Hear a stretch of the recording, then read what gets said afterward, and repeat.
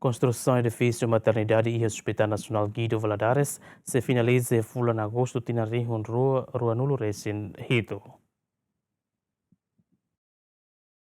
Diretor Apoio Diagnóstico Terapêutico Hospital Nacional Guido Valadares, Vidal de Jesus Lopes, relata que a construção edifício maternidade Nerasi lança o primeiro-ministro Cairala Sanana Guzmão e a fulan agosto tinang riuroron recém lima.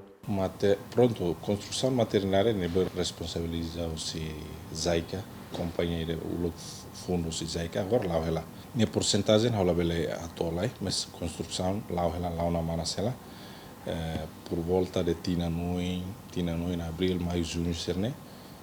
E é meado de tina ne sira bele renoverona, entregana tudo o contrato ne meia. Ne apoio se Zaica. E da fala construção andar lima ne mag o orçamento geral do Estado. Na construção edifício maternidade Hospital Nacional Guido Valadares ne financia o Jaica, o total orçamento R1.000.000, na empresa ne bem responsável do projeto ne o Japão, equipa cobertura GMN.